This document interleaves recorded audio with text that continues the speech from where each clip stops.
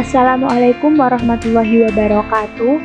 Di sini kami dari kelompok 10 akan menjelaskan mengenai media pembelajaran animasi. Dengan anggota kelompok yang pertama, Esa Fitriana Khairun Nisa, NIM 012, Nurul Amrina Rosyada, NIM 022, dan Adinda Riza Safitri, NIM 054. Di sini kami akan menjelaskan mengenai media pembelajaran animasi yang meliputi pengertian, jenis atau klasifikasi, fungsi, dasar penggunaan, dan yang terakhir adalah contoh. Pengertian media animasi. Media animasi merupakan media berupa gambar yang bergerak disertai dengan suara dan merupakan perkembangan dari iptek. Penggunaan animasi tidak terlepas dari alat bantu komputer. Media animasi dapat diartikan juga sebagai kumpulan gambar atau objek yang diolah sedemikian rupa sehingga menghasilkan gerakan dari berbagai objek yang divariasikan dengan efek-efek dan filter, gerakan transisi, suara-suara yang selaras dengan gerakan objek tersebut sebagai bentuk komunikasi yang dapat untuk menyampaikan informasi dari sumber ke peserta didik yang bertujuan merangsang mereka untuk mengikuti kegiatan pembelajaran. Jenis animasi. Ada animasi 2 dimensi, animasi 3 dimensi, dan animasi tanah liat. Berikut akan kami jelaskan mengenai jenis atau klasifikasi animasi. Yang pertama yaitu animasi 2 dimensi. Animasi 2 dimensi merupakan animasi yang paling akrab dengan keseharian kita. Biasanya disebut dengan film kartun. Media animasi ini menggunakan objek 2 dimensi dengan gerak ke koordinat X dan Y saja atau koordinat bidang. Media animasi yang biasanya terdapat dalam CD interaktif kebanyakan menggunakan jenis animasi 2 dimensi ini. Yaitu animasi 3 dimensi. Animasi 3 dimensi adalah pengembangan dari animasi 2 dimensi. Dengan animasi 3 dimensi, karakter yang diperlihatkan semakin nyata dan hidup, mendekati wujud manusia pada aslinya. Pada media animasi 3 dimensi ini, objek dapat bergerak ke semua koordinat 3 dimensi yaitu koordinat X, Y, dan Z atau koordinat ruang. Penggunaan media animasi 3 dimensi ini tentu lebih menarik perhatian peserta didik karena tampak lebih hidup dan lebih nyata. Yaitu ada animasi tanah liat. Animasi tanah liat merupakan salah satu bentuk animasi gerak henti. Setiap potong animasi, baik karakter atau latar, terbuat dari benda padat, misalnya tanah liat atau plastisin. Selanjutnya adalah fungsi media animasi. Media animasi dalam pembelajaran bertujuan untuk memaksimalkan efek visual dan memberikan interaksi berkelanjutan sehingga pemahaman bahan ajar meningkat. Media animasi dalam pembelajaran memiliki kemampuan untuk dapat memaparkan sesuatu yang rumit atau kompleks untuk dijelaskan dengan gambar dan kata-kata. Dengan kemampuan ini, maka media animasi dapat digunakan untuk menjelaskan suatu materi yang secara nyata tidak dapat terlihat oleh mata.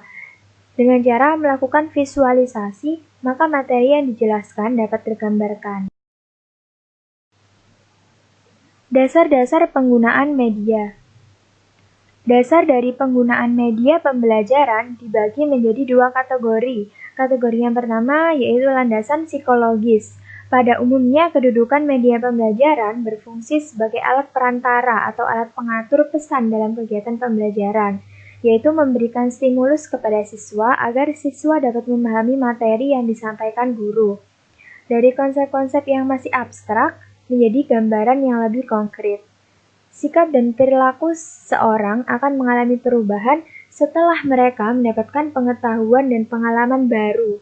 Penggunaan media animasi dalam pembelajaran biologi itu akan membantu siswa memperoleh pengetahuan dan pengalaman baru lewat materi yang disampaikan oleh guru dibandingkan dengan jika guru hanya melakukan pendekatan verbal.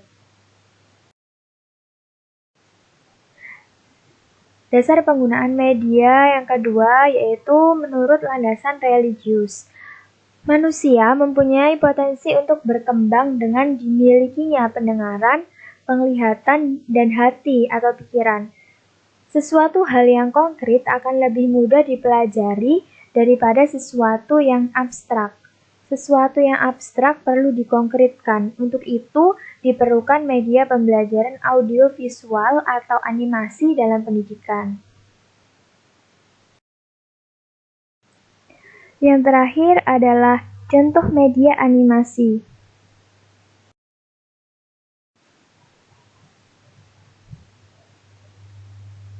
Virus merupakan makhluk hidup mikroorganisme. Makhluk hidup mikroorganisme merupakan makhluk hidup yang memiliki ukuran yang sangat kecil. Virus merupakan organisme parasit, yang mana ia membutuhkan inang untuk bertahan hidup. Virus harus menemukan inang untuk melakukan reproduksi. Inangnya virus itu termasuk tubuh manusia dan hewan. Tanpa inang, virus tidak bisa bereproduksi. Oke, sekarang kita akan masuk ke ciri virus. Yang pertama, hanya memiliki satu asam nukleat, DNA, atau RNA saja. Ukurannya sangat kecil, yaitu antara 25 sampai 300 nanometer. Tubuh virus tidak berbentuk sel, sehingga dia tidak memiliki inti sel, membran plasma, dan sitoplasma. Dan virus merupakan makhluk metaorganisme, merupakan suatu bentuk paralihan antara benda mati atau memiliki sifat yang dapat dikristalkan dan makhluk hidup atau dapat berkembang biak. Berikutnya ialah struktur tubuh virus. Struktur tubuh virus memiliki 3 bagian, yaitu kepala, leher, dan ekor. Di bagian kepala terdapat kapsid dan asam nukleat. Kapsid merupakan selubung luar virus yang mengandung banyak subunit protein yang disebut kapsomer. Di bagian leher terdapat selubung ekor yang berfungsi untuk menghubungkan leher dan papan dasar. Dan di bagian ekor terdapat serabut ekor, lempeng dasar, dan jarum penusuk. Kita akan membahas dampak negatif dari virus. Seperti yang kita ketahui, virus membutuhkan inang untuk berkembang biak. Dampak inilah yang bisa menyebabkan beberapa penyakit bagi manusia, seperti poliovirus yang menyebabkan penyakit polio, virus hepatitis yang menyebabkan hepatitis, paramisovirus pneumonia atipikal yang menyebabkan penyakit campak, dan yang baru-baru ini ialah novel coronavirus atau COVID-19 yang bisa menyebabkan infeksi saluran pernapasan. Sekian pembahasan materi virus kali ini. Jika kalian suka dengan video kami, jangan lupa like, share, dan subscribe. Dan jika kalian ingin merequest materi berikutnya, silahkan tulis materi yang kalian ingin untuk dibahas di kolom komentar. Dan jangan lupa untuk tetap di rumah ya guys, dan jaga kesehatan. Adios. Sampai jumpa di video selanjutnya.